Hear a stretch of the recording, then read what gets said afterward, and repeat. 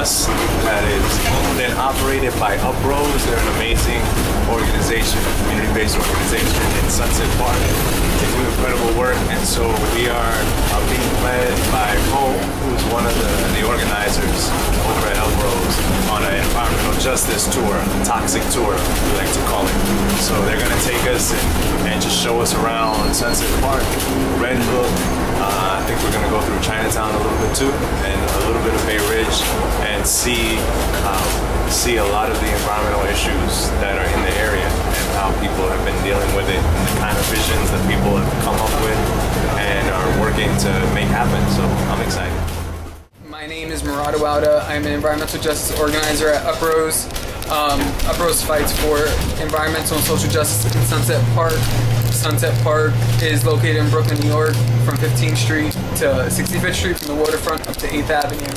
And on this tour, what we're doing is illustrating by showing you guys what the environmental burdens are in this community.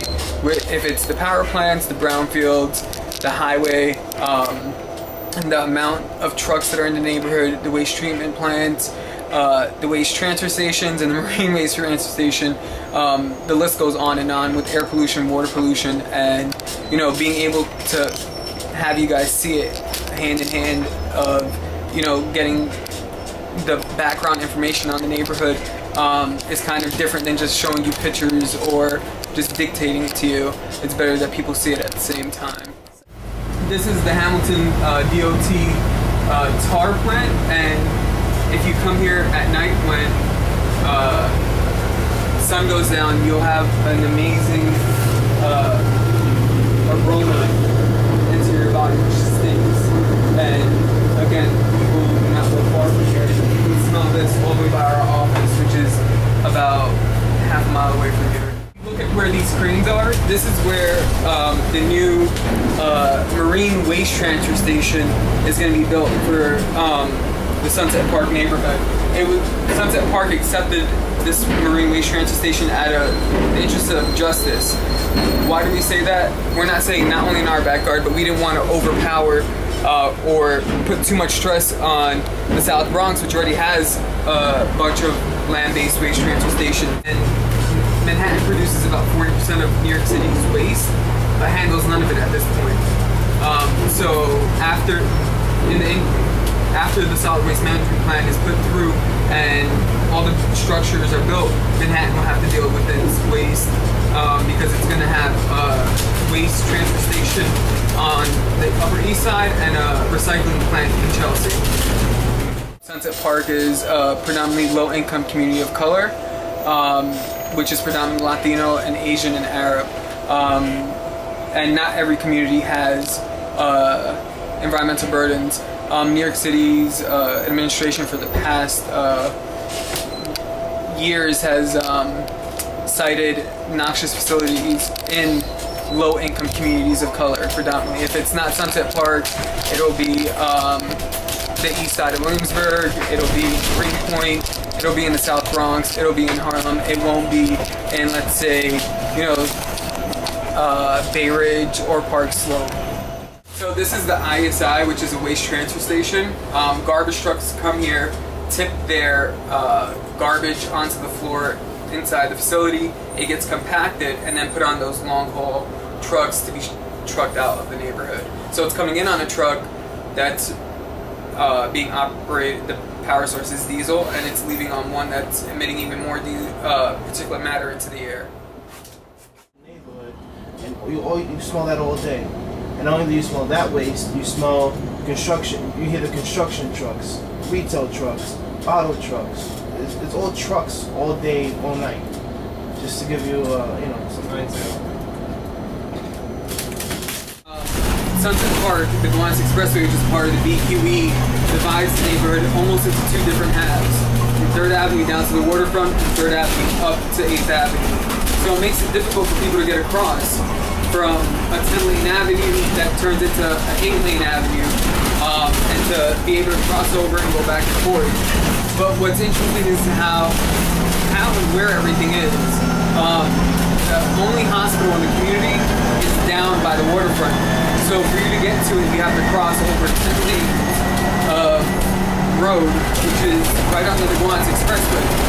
And the same thing in Red Hook, where Red Hook is completely cut off because of the BQE being right there, where there's only a few points of entry to the neighborhood, and that's it. There's no subways in Red Hook, there's only a few bus lines, and it's a really hard area to get to. It's like completely cut off from Brooklyn because of the BQE.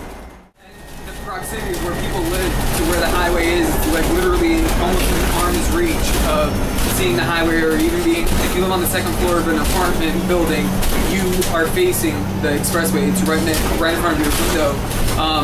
With the amount of trucks that are passing by every day, with the amount of cars, the emissions that are coming out of the trucks, which can be particulate matter 2.5, and you breathing that in on a constant basis is going to lead to upper respiratory diseases worse than asthma. Sunset Park is riddled with a bunch of different environmental burdens, and you guys have seen the majority of them already. And we're going to keep going into more depth on that as we walk through and drive through the community, but this is literally the only access point right now to the water. To the water. And when you see the skyline, you're gonna be like, and the view from here, you're gonna be like, this neighborhood's being robbed of this. And even getting down here, would you even think that there's a pier here, or that there's access here? If you look around, it looks like there's manufacturing happening around here. Yeah, even looking straight down, you can't know that you could actually get to it. Past it. Yeah. We're on the 58th Street Pier in Sunset Park, the only access point to the waterfront in the neighborhood. And I wanted to bring you folks down here just so that you can see how hard it is to figure out, you know, that there's actually an access point here. And then two, to see that if you look behind you, you're going to see that there's a bunch of cars parked here. And it's not just because it's closed off because of security reasons today, but it's always like this. And we have a few benches on the sides of it, but it's not really a pier that you would find, let's say, in Bay Ridge, or a pier you'd find in the downtown area of Brooklyn, or even on the west side. So this being the only access point, and this neighborhood being predominantly Asian and Latino, they like to fish. Even though there's a combined sewage overflow outputs here, which makes the water not really clean. Combined sewage overflows outputs release water and sludge water into the bay whenever it rains over a specific amount of rain in New York City, which is give or take between half an inch and an inch of rain, and then the treatment plant shut down, so everything that's supposed to be treated at the water treatment plant just gets released into the water.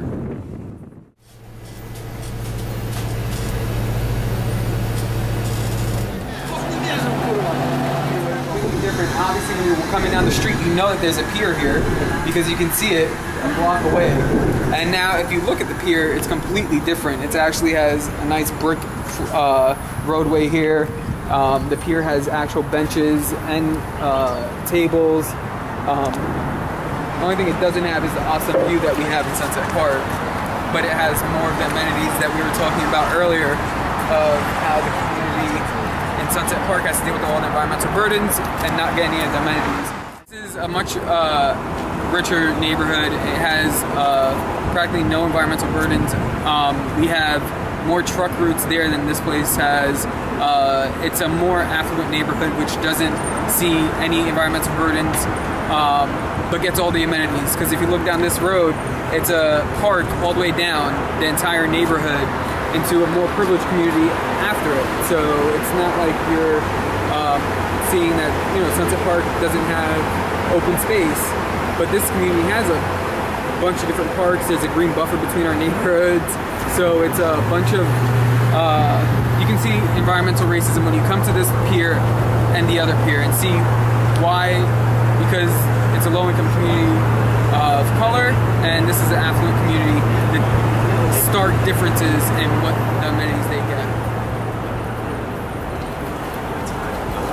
I really wanted to focus on people in communities that were really taking control of their lives and working to create the kind of change that they want to see, and how anybody can do that. And so the reason why we're out here is so that people can get a first-hand look at not just to hear what's happening from within the lab, but to really get out of the space, go into neighborhoods and see what's actually happening, and to hear firsthand from communities, people that are working in neighborhoods, about the kinds of work that they're doing, and to really see what's possible.